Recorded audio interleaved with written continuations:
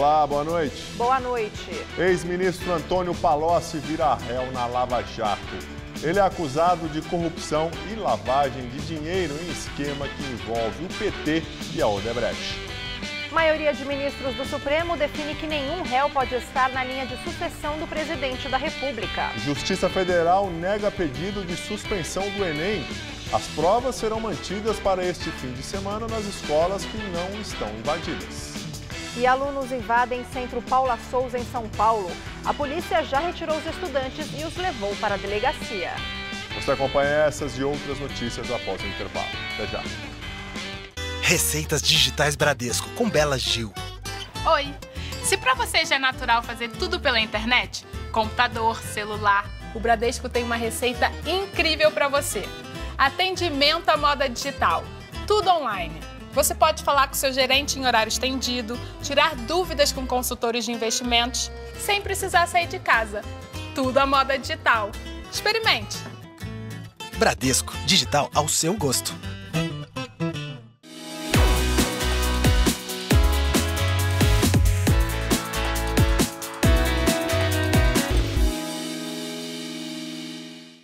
Quem tem paixão por comunicação sabe muito bem qual faculdade escolher.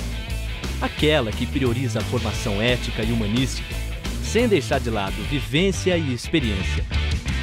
Porque não basta estar preparado para o mercado. É preciso estar pronto para a vida. Se você quer se formar e transformar o mundo, faça Casper Libero. Vestibular 2017. Inscrições abertas. Faculdade Casper Libero. Paixão por comunicação. No Todo Seu de hoje, eu vou receber o ator Beto Morden para um bate-papo sobre a arte performática do burlesque. É muito legal. Tem ainda gastronomia francesa, as novidades dos famosos. E um espetáculo impecável que você tem que conferir. Então fica comigo no Todo Seu, hoje, 10h30 da noite. Estou aqui te esperando, pode vir.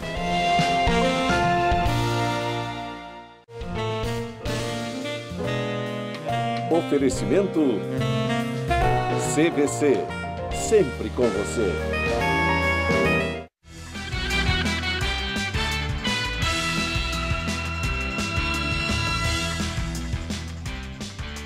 Estudantes invadem sede do Centro Paula Souza, na região central de São Paulo. Eles são contra a PEC do corte de gastos públicos, como os alunos que mantêm tantas outras invasões pelo Brasil. Os estudantes entraram no imóvel na tarde desta quinta-feira e ficaram acampados do lado de fora do prédio. A principal reivindicação é a criação na rede estadual da chamada Bolsa Permanência, um benefício federal que concede auxílio financeiro a alunos em situação de vulnerabilidade socioeconômica.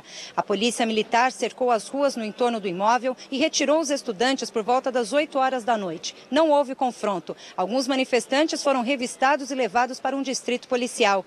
É a segunda vez em 6 meses que o Centro Paula Souza é invadido. Em abril, os manifestantes ficaram 9 dias no edifício. Eles reivindicavam que todas as escolas técnicas do estado passassem a receber merenda. De acordo com a União Brasileira de Estudantes Secundaristas, havia 1.197 instituições de ensino invadidos no país até o dia 1º deste mês. Eles são contra a reforma do ensino médio e contra o projeto Escola Sem Partido, que tramita no Congresso Nacional. Procurada, a Polícia Militar confirmou que os estudantes foram levados para o 2º DP, mas não informou quantos foram detidos. De acordo com o site de notícias G1, foram 37, 17 homens, 10 mulheres e 10 adolescentes apreendidos. Deputados estaduais paulistas, integrantes da CPI da merenda, pedem acesso a depoimentos em delação premiada de investigados pelo Ministério Público. As suspeitas de irregularidades no fornecimento de merenda em escolas do estado de São Paulo envolvem a Secretaria da Educação e mais 20 prefeituras. Os alvos do pedido são Cássio Chebab, ex-presidente da Cooperativa Orgânica Agrícola Familiar de Bebedouro, a COAF, Adriano Miller, ex-funcionário da COAF, e Marcel Ferreira Júlio, apontado na investigação como o principal lobista da COAF. Os 3 prestaram depoimento ao Ministério Público. Na CPI da merenda, na Assembleia Legislativa, afirmaram que não poderiam falar porque tinham firmado o acordo de delação premiada. O Procurador-Geral de Justiça, Jean Paolo Ismânio, disse que isso não significa impedimento para depor na CPI. A reunião com o Ministério Público foi solicitada pelo deputado Alencar Santana, do PT, o único dos 9 integrantes da CPI que faz oposição ao governo Alckmin. Também estiveram presentes os deputados Marcos Zerbini, do PSDB, que preside a CPI, e o delegado Olim, do PP. A investigação envolve também o nome do presidente da Assembleia Legislativa, Fernando Capês, do PSDB. Essa parte do inquérito corre em segredo de justiça porque ele tem foro privilegiado. O Ministério Público Estadual não quis se pronunciar sobre o acesso da CPI às delações. Justiça Federal do Ceará nega em caráter liminar o pedido do Ministério Público Federal de suspensão do Enem. O exame está marcado para este final de semana. Ontem, o procurador da República no Ceará, Oscar Costa Filho, pediu que o Enem fosse cancelado. Para o procurador, o adiamento da prova com temas de redação e questões diferentes para alguns alunos fere a isonomia do exame. Mas a juíza Elise Avesque Frota, da 8ª Vara Federal, argumentou que a isonomia é garantida pelos critérios de correção do exame. O Ministério da Educação anunciou na terça-feira que mais de 190 mil alunos teriam a prova adiada em razão das invasões a algumas instituições de ensino que seriam locais de prova. Pelo menos 300 escolas que seriam usadas no Enem foram invadidas por estudantes que são contra a reforma do ensino médio proposta pelo governo federal e contra a PEC que reduz o limite de gastos públicos. E esse número ainda pode aumentar, porque o Instituto de Pesquisas Educacionais, o INEP, anunciou que vai divulgar amanhã uma lista atualizada das escolas que terão o Enem adiado com base em possíveis novas ocupações. Mas nada vai mudar para os colégios que já estavam na antiga lista, mesmo que tenham sido esvaziados. Também hoje, o ministro da Educação, Mendonça Filho, falou em entrevista à Rádio Estadão que o custo da mudança na data do Enem será de 12 milhões de reais aos cofres públicos. E estudantes podem enfrentar ainda mais um problema, é que a nova data do exame vai coincidir com vestibulares e processos seletivos em pelo menos 9 estados, segundo o levantamento do site de notícias G1. Instituições desses estados estão avaliando possíveis mudanças. E a Justiça do Paraná determinou agora à tarde a reintegração de posse de todas as 44 escolas estaduais invadidas em Curitiba. O pedido foi feito pelo governo do estado. Dados divulgados hoje pelo Fórum Nacional de Segurança Pública mostram que o Brasil tem 5 casos de estupro a cada 1 hora. De acordo com o levantamento do Fórum, o país registrou em 2015 45.460 casos de estupro. Considerando somente os boletins de ocorrência registrados, no ano passado, uma pessoa foi estuprada a cada 11 minutos no Brasil. O estudo mostra ainda que São Paulo foi o estado com maior índice de violência sexual, representando pouco mais de 20% dos casos de estupro no país, com 9.265 casos. Ainda segundo o estudo, a situação pode ser ainda pior no país porque os estupros têm alta subnotificação, ou seja, as vítimas têm medo de denunciar, não registram boletins de ocorrência e os casos acabam não sendo contabilizados. Ainda segundo o Fórum Nacional de Segurança Pública, 85% das mulheres brasileiras afirmam que têm medo de serem vítimas de algum tipo de agressão sexual. O estudo aponta ainda que, em relação a 2014, houve uma queda de 9% no número de ocorrências de caso de estupro. E o mesmo estudo também trouxe dados sobre homicídio. Os números referentes a 2015 mostram que São Paulo é a capital com a menor taxa de homicídios dolosos no Brasil. São 8,9 casos a cada 100 mil habitantes. Houve uma queda de 12,3% em relação a 2014. A única capital com a taxa próxima a São Paulo é Florianópolis, com 10,9 homicídios dolosos a cada 100 mil habitantes. Também em 2016, o indicador diminuiu no período que vai de janeiro até setembro. A quantidade baixou quase 15%, com 108 casos a menos. O número também é o menor já contabilizado pela Secretaria de Segurança Pública. Com a diminuição, a taxa de ocorrências de homicídio doloso na capital este ano chegou a 7,59 casos a cada 100 mil habitantes. Juiz Sérgio Moro aceita a denúncia e ex-ministro Antônio Palocci vira réu na Lava Jato. Palocci está preso em Curitiba desde o dia 26 de setembro. Para o juiz Sérgio Moro, há razões para identificar o ex-ministro como sendo o codinome italiano nas planilhas da Odebrecht. Segundo o Ministério Público Federal, Palocci era o responsável pelos acertos de propinas entre a empreiteira e agentes do PT. Ele teria movimentado 128 milhões de reais. O ex-ministro é acusado ainda de atuar em favor dos interesses do Grupo Odebrecht no exercício dos cargos de deputado federal, ministro da Casa Civil e membro do Conselho de Administração da Petrobras. Ele vai responder pelos crimes de corrupção ativa e passiva, além de lavagem de dinheiro. Também viraram réus nesta ação outras 14 pessoas, entre elas o ex-assessor de Palocci, Branislav Contic, o empreiteiro Marcelo Odebrecht, o ex-tesoureiro do PT João Vacari Neto, o ex-diretor de serviços da Petrobras Renato Duque, todos presos no Paraná. Além do casal de marqueteiros, João Santana e Mônica Moura. Os dois fecharam acordo de delação premiada e respondem ao processo em prisão domiciliar. O primeiro delator da Operação Lava Jato, o ex-diretor de abastecimento da Petrobras, Paulo Roberto Costa, tira a tornozeleira eletrônica. Agora ele vai ter que cumprir 4 horas de serviços comunitários por semana pelos próximos 3 anos. Paulo Roberto Costa assumiu o cargo na estatal em 2004 por indicação do ex-deputado federal José Janene, do PP. Ele foi preso pela primeira vez em março de 2014, 3 dias depois da Lava Jato começar. Em maio, Costa foi solto, mas voltou para a cadeia no mês seguinte, quando a Suíça informou que ele tinha contas secretas no país.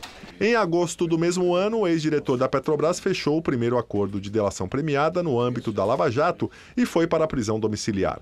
Ele revelou como funcionava a distribuição de recursos desviados da estatal. Explicou que as empreiteiras que mantinham contratos com a Petrobras superfaturavam os valores dos serviços que prestavam por meio de contratos aditivos às obras. Parte do dinheiro era usado para pagar propina a diretores como ele e também para abastecer o caixa de partidos políticos como o PT, PMDB e PP. Costa também citou deputados e senadores supostamente beneficiados no esquema de corrupção. 2 meses depois, passou a cumprir regime semiaberto. Costa ainda tem 17 anos da pena. Agora, sem a tornozeleira eletrônica, ele está proibido de mudar de casa, sair do Rio de Janeiro, onde mora, por mais de 15 dias e de viajar ao exterior sem comunicar à Justiça. Ele também deve apresentar relatórios de suas atividades a cada 3 meses. O juiz federal Sérgio Moro mandou soltar o empresário Mariano Marcondes Ferraz, preso na semana passada na Operação Lava Jato. O juiz tomou a decisão depois que ele se comprometeu em depoimento a cooperar com as investigações. O executivo foi preso acusado de pagar mais de 860 mil dólares em propina ao ex-diretor da Petrobras, Paulo Roberto Costa. Segundo os advogados, o executivo admitiu ter pago a propina. Sérgio Moro proibiu o empresário que morava em Londres de deixar o país e mudar de endereço e determinou uma fiança de 3 milhões de reais. A maioria dos ministros do Supremo Tribunal Federal vota para que réus não possam fazer parte da linha sucessória da presidência da República. No entanto, o julgamento foi suspenso. O ministro Dias Toffoli pediu vista e não a data para o tema retornar à pauta. 6 ministros já votaram por impedir que um réu possa ocupar a presidência da República. Marco Aurélio Melo, Edson Fachin, Teori Zavascki, Rosa Weber, Luiz Fux e Celso de Mello. Dizer-se que réu em processo crime a tramitar neste tribunal pode, no desempenho de certa função, assumir a presidência da República gera estado de grave perplexidade, no que encerra desvio ético-jurídico O STF analisa uma ação da Rede Sustentabilidade. O partido argumenta ser inconstitucional que alguém processado por crime esteja na linha de sucessão do presidente da República, podendo ocupar o cargo na ausência do titular. A ação chegou ao Supremo em maio, quando Eduardo Cunha era o presidente da Câmara dos Deputados e segundo na linha sucessória com o impeachment de Dilma Rousseff. Hoje, a linha sucessória da presidência da República está assim. Depois de Michel Temer, o presidente da Câmara dos Deputados, Rodrigo Maia, do DEM. Em seguida, o presidente do Senado, Renan Calheiros, do PMDB. E depois, a presidência do STF, ministra Carmen Lúcia. Nenhum deles responde à ação penal como réu. No entanto, Renan Calheiros é investigado em 11 ações no Supremo e pode ser afetado pela decisão neste caso da linha sucessória. Há uma denúncia contra ele, na qual é acusado de pagar despesas particulares com dinheiro da empreiteira Mendes Júnior. A polícia de São Bernardo do Campo, no ABC Paulista, está em busca dos outros membros da quadrilha que roubava carros de luxo. Janderson Correia Silva, de 39 anos, foi preso em flagrante na noite de ontem. Ele estava em um galpão em São Bernardo do Campo, no ABC Paulista, utilizado para desmanches de carros de luxo. Janderson já tinha passagem pela polícia por associação criminosa e receptação. No momento da prisão, ele estava chegando ao galpão dirigindo um veículo que tinha acabado de ser roubado, avaliado em R$150 mil. Dentro do carro havia um bloqueador de sinal, um dispositivo utilizado para inibir o rastreamento do veículo. Segundo a polícia, o grupo estava sendo investigado há pelo menos 2 semanas. O bando agia à mão armada e assaltava motoristas na região da Vila Alpina, na zona leste de São Paulo. A polícia diz que já tem pistas dos outros integrantes da quadrilha. Em Brasília, o presidente Michel Temer participa de reunião para avaliar a situação das áreas atingidas no rompimento da barragem da mineradora Samarco, em Mariana. Estiveram presentes representantes da Samarco, acionista da Vale, da BHP e também representantes do IBAMA, além da Advocacia Geral da União. Também estiveram presentes os governadores de Minas Gerais, Fernando Pimentel, do PT, e do Espírito Santo, Paulo Hartung, do PMDB, e também alguns ministros do governo. A tragédia ambiental de Mariana completa 1 ano no próximo sábado, dia 5. A Agência Nacional de Águas, a ANA, informou hoje que, por causa da seca severa, deu autorização para que o volume de água liberado pelas comportas de Sobradinho, na Bahia, seja reduzido para 700 metros cúbicos por segundo. Nunca o reservatório passou por uma situação tão crítica. É o maior lago artificial do Brasil e foi formado em 1979, quando a barragem do Rio foi fechada. Municípios de Alagoas e Sergipe estão fazendo obras emergenciais. A estiagem na região começou há cerca de 5 anos. A navegação e a geração de energia sofrem restrições. Sobradinho tem hoje 7% de sua capacidade total, que é de 34 bilhões de metros cúbicos de água. E agora vamos ao comentário de política com José Neumann Pinto. Sobradinho, São Francisco, atingiu seu pior nível desde 1979, quando foi inaugurado ainda no regime militar. O açude Armando Ribeiro Gonçalves, em Açu, no Rio Grande do Norte, o maior da região, está completamente sem água para consumo humano. É o mesmo caso do açude de Boqueirão, cujo nome é usado como título num clássico da literatura regional de José Américo de Almeida, Campina Grande, todo o Vale do Paraíba do Norte, não tem água para beber. E aí o Temer se acha no direito de não receber o governador da Paraíba no momento desse e fica recriando uma velha briga, porque Ricardo Coutinho, apesar de ser do Partido Socialista Brasileiro que apoiava Temer, apoiou Dilma no impeachment e chamava Temer de golpista. Um estadista não tem ressentimentos, um estadista não faz retaliações, um estadista cumpre o seu dever. O Temer, que está viajando aí pelo mundo todo, tem que viajar para o sertão, tem que ir lá nas represas, tem que ver o sertanejo, conversar com ele. Tem medo de quê? O sertanejo vai bater nele, vai vaiá-lo? Garanto que não. Agora, ele tem que cumprir o dever de presidente, senão não estará honrando o cargo e a legitimidade que ele tem para ocupar o cargo. Bom, eu volto terça-feira, direto ao assunto. A frente fria que avançou por São Paulo trouxe muita chuva na manhã de hoje, provocando, para variar, queda de árvores e alagamentos. A região central e a Vila Mariana, na Zona Sul, foram as áreas que receberam os maiores volumes de água. E até o final dessa semana a chuva diminui, mas a temperatura deve continuar baixa. Vamos aos detalhes da previsão com Mariana Armentano.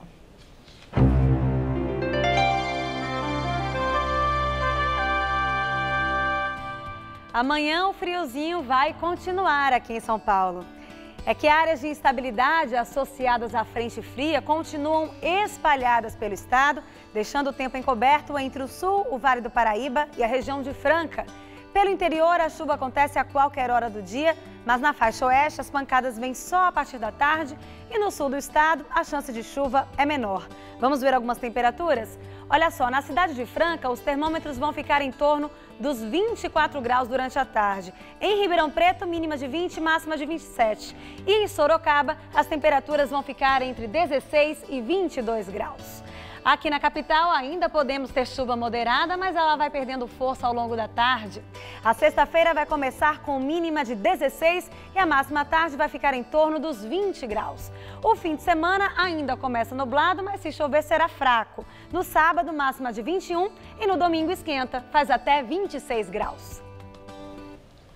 Agora as notícias internacionais. A Alta Corte da Inglaterra decidiu que o governo vai precisar da aprovação do parlamento para começar o processo de saída do bloco europeu.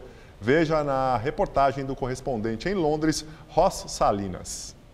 Os planos da primeira-ministra Theresa May eram de começar as negociações formais de saída em março do ano que vem.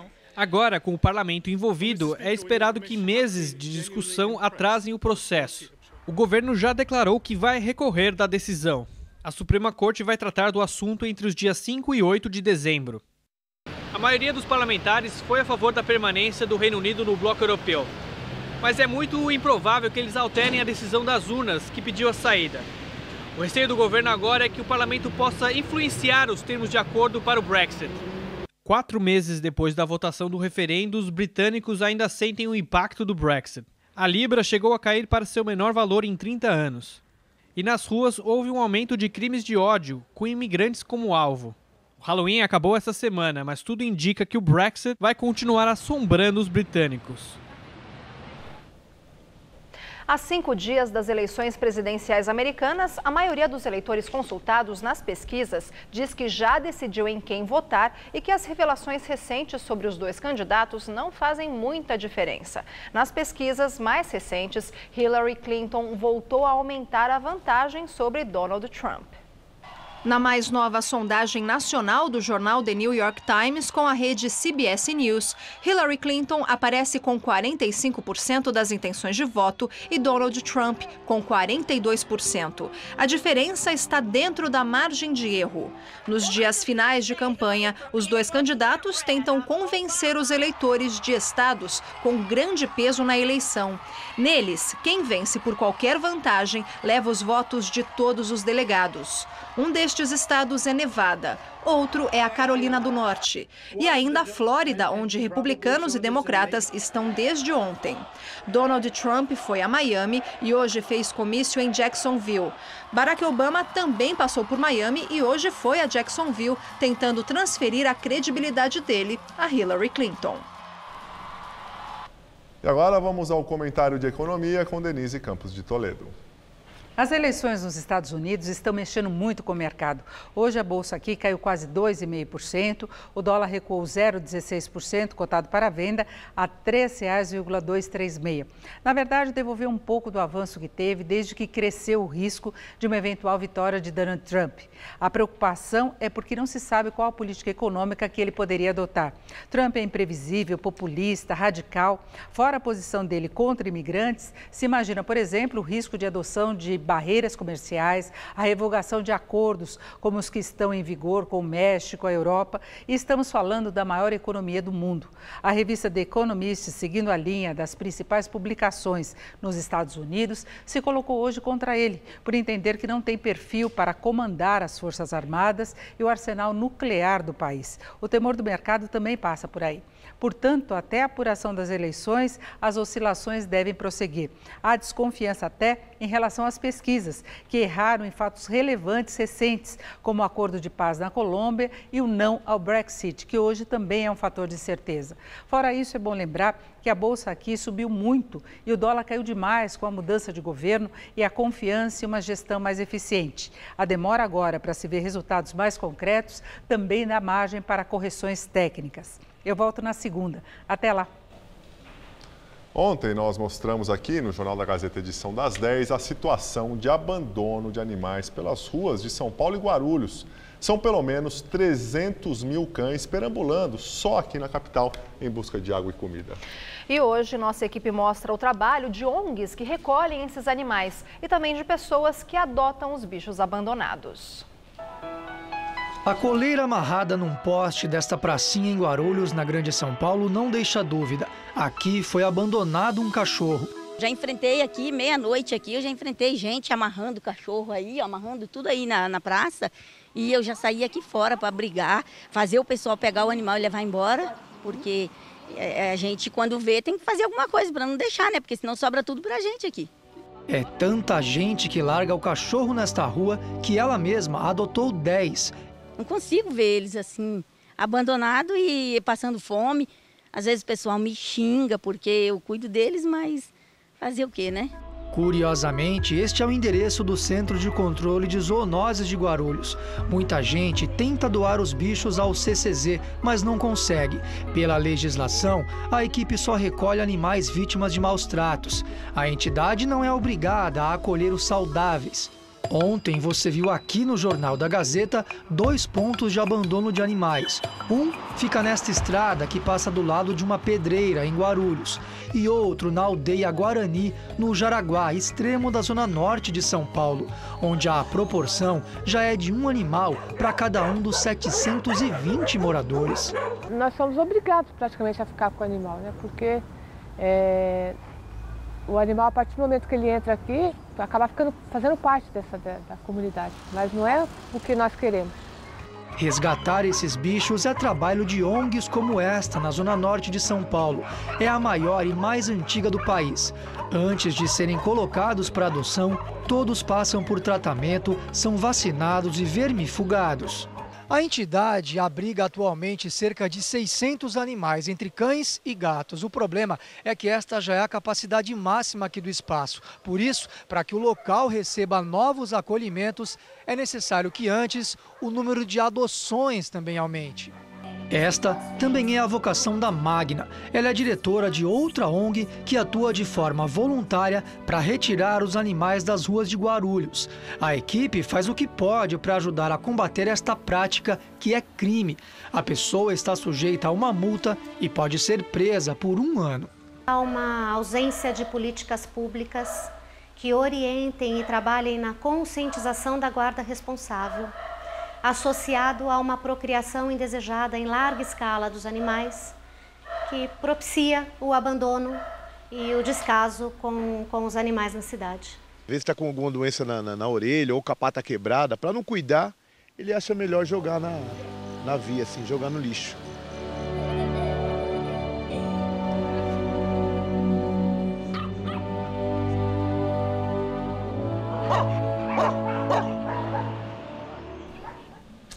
Nós ficamos por aqui. A edição de hoje pode ser vista no site do Jornal da Gazeta. Muito obrigado pela companhia. Tenha uma excelente noite. Até amanhã, Lu. Até amanhã, Gabriel. Uma ótima noite para você. Fique agora com o Rony Fon no Todo Seu.